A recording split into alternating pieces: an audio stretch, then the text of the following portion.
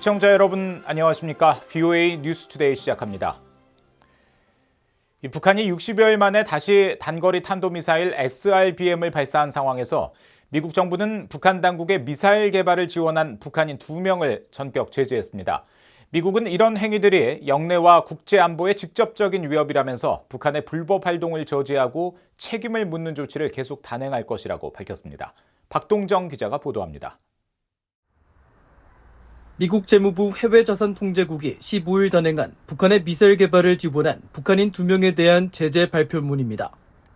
제재 명단에 오른 이들은 북한의 첨단 무기 연구개발기관인 제2자연과학원 베이징 사무소의 대표인 최철민과 중국 주재 북한대사관 소속 최은정입니다.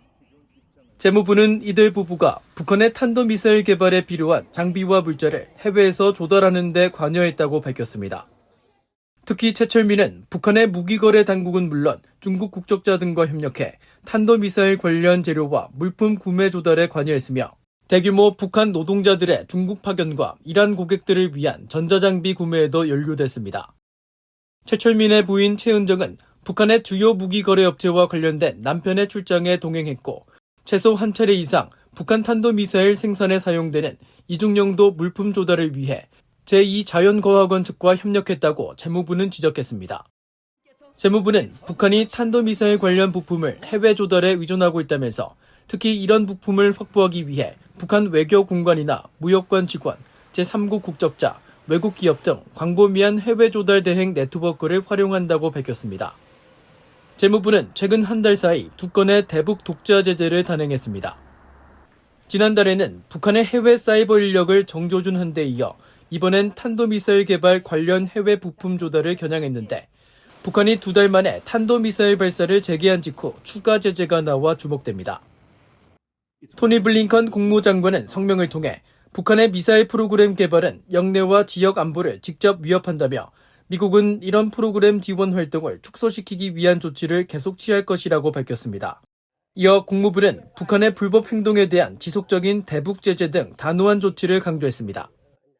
I will also note that today the United States imposed sanctions on 2 DPRK individuals for supporting the DPRK's unlawful weapons of mass destruction and missile programs. So we will continue to take action to hold people accountable for such activities. 재무부의 브라이언 넬슨 재무부 테러 및 금융정보 담당 차관도 성명을 통해 북한의 지속적인 탄도미사일 프로그램 개발은 최근 실패한 군사위성 발사를 포함해 지역과 국제 안보를 계속 위협하고 있다면서 미국은 북한 정권의 불법 조달 네트워크를 겨냥하는 데 전념하고 있다고 강조했습니다. VOA 뉴스 박동정입니다. 미한일 3국 안보수장들이 이번 북한의 SRBM 단거리 탄도미사일 발사에 대해 강력히 규탄하고 북한의 불법적 핵미사일 위협에 대한 3국의 긴밀한 협력을 강조했습니다. 제이크 설리번 백악관 국가안보보좌관과 조태용 한국 국가안보실장, 아키바 다케오 일본 국가안전국장은 15일 일본에서 회담을 한 뒤 공동 성명을 통해 북한의 이 같은 미사일 발사는 여러 유엔 안보리 결의의 명백한 위반이며 북한의 불법적인 대량 살상 무기와 탄도미사일 프로그램이 영내 국제 평화와 안보, 국제 비확산 체제에 가하는 위협을 잘 보여준다고 지적했습니다. 그러면서 이 같은 행동은 영내 불안정을 야기하는 북한의 미사일 발사에 필요한 기술과 물자의 확보를 금지하는 유엔 안보리 결의를 모든 국가들이 완전히 이행할 필요성을 보여준다고 강조하고 미국은 한국과 일본에 대한 철통 같은 안보 공약을 분명하게 재확인한다고 밝혔습니다. 3국 안보실장들은 이어 북한은 지속적인 도발 대신 외교의 길을 택해야 한다는 믿음을 공유했으며 인도태평양 영내 평화와 안정을 수호하기 위한 공동의 노력을 배가할 것이라고 강조했습니다.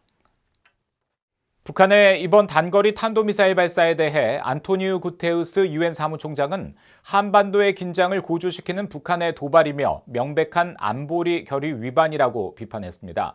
파르한 하크 유엔 사무총장 부대변인은 15일 북한이 단거리 탄도미사일 발사를 재개한 데 대한 VOA의 논평 요청에 구테우스 사무총장은 한반도에서 긴장이 고조되고 있는 데 대해 여전히 우려하고 있다며 탄도미사일 기술을 이용한 북한의 계속된 미사일 발사는 관련 유엔 안보리 결의의 명백한 위반이라고 비판했습니다. 또 사무총장은 긴장 완화와 관련한 안보리 결의의 완전한 이행을 거듭 촉구한다고 밝혔습니다. 유럽연합 EU도 북한의 탄도미사일 발사를 강력하게 규탄했습니다. 유럽연합 대변인은 이날 VOA의 논평 요청에 탄도미사일 기술을 이용한 북한의 발사를 강력히 규탄한다면서 유엔 안보리 결의에 따른 의무에 대한 북한의 지속적이고 완전한 무시는 국제와 영내 평화, 안보를 위협한다고 비판했습니다. 미국의 3대 전략폭격기로 핵폭탄을 탑재할 수 있는 장거리 전략폭격기 B-52H가 괌 앤더슨 공군기지에 다시 전개됐습니다. 미국 태평양 공군사령부는 14일 보도자료에서 노스다코타주 공군기지에 제-23 포격 비행대대에 배치된 200명 이상의 병력과 B-52H 스트레토포트리스 넉 대가 폭격기 기동부대 임무 수행을 위해 괌 앤더슨 공군기지에 도착했다고 밝혔습니다. 이어 폭격기 기동부대 전개와 작전은 합동민 연합군 환경에서 전략 폭격기 능력을 통합함으로써 인도태평양 사령부의 임무를 지원한다고 강조했습니다. 또 장거리 핵과 재래식 무기를 탑재할 수 있는 B-52H가 다양한 작전을 수행할 수 있다고 말하고 미국은 동맹과 파트너의 안보와 안정성을 강화하는 강력하고 신뢰할 수 있는 전략 폭격기 부대를 운영하며 항상 준비된 지구권 타격 능력을 검증할 수 있게 한다고 밝혔습니다.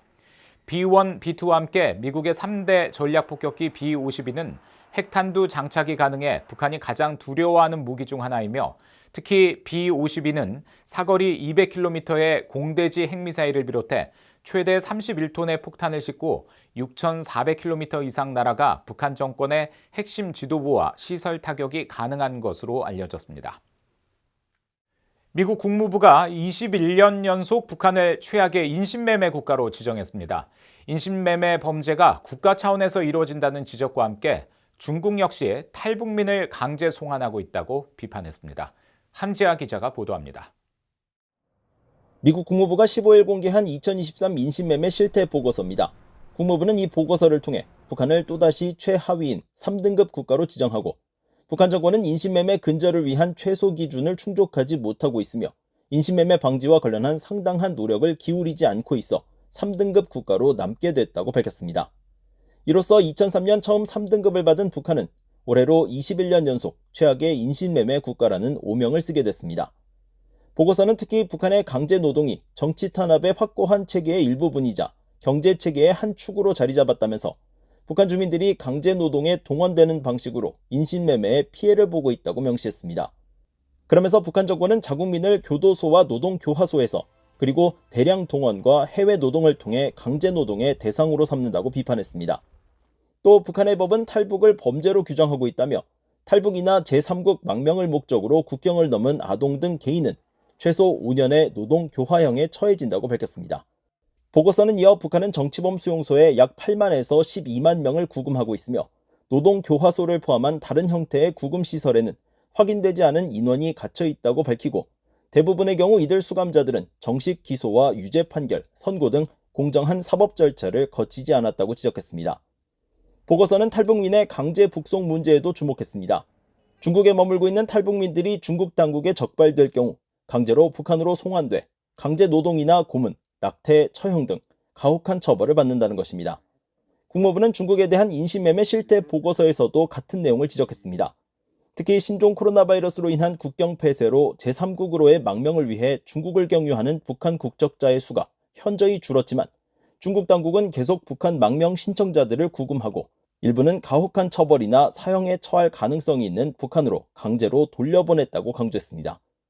토니 블링컨 국무장관은 이날 보고서를 발표하는 자리에서 인신매매 근절을 위해 계속 노력할 것이라고 밝혔습니다. Its purpose is to showcase successful efforts to prevent trafficking, to identify areas where countries are falling short and have more work to do, and ultimately to eliminate trafficking altogether.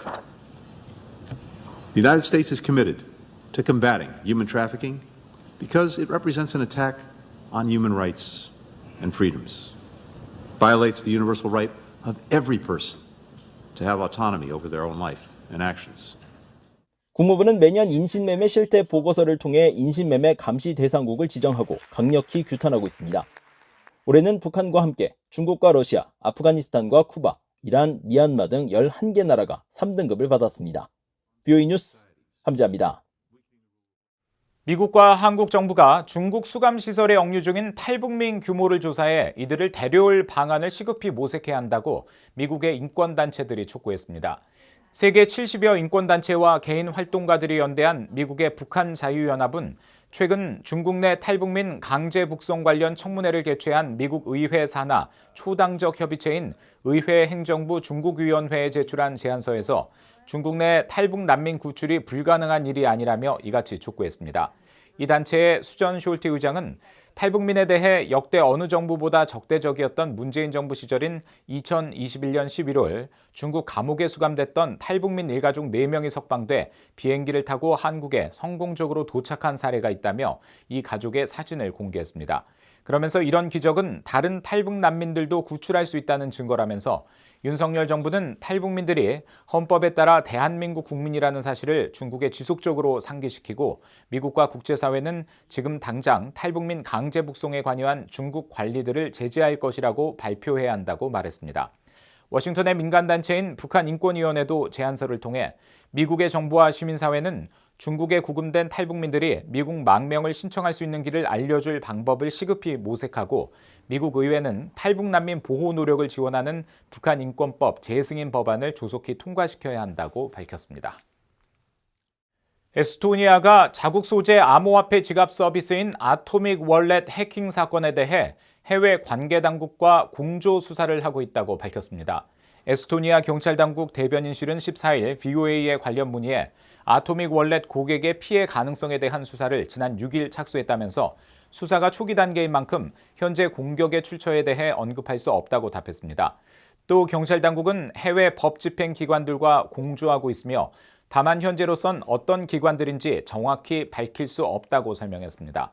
앞서 에스토니아에 소재한 암호화폐 지갑 서비스인 아토믹 월렛 측은 지난 3일 최소 3,500만 달러 이상의 암호화폐 자산을 도난당했다고 확인했으며 블록체인 데이터 분석업체 일립틱은 피해 규모가 1억 달러 이상이라면서 북한 해킹 조직 라자루스가 이번 사건의 배후라고 밝혔습니다. 이상으로 VOA 뉴스투데이 마칩니다. 시청해주신 여러분 고맙습니다.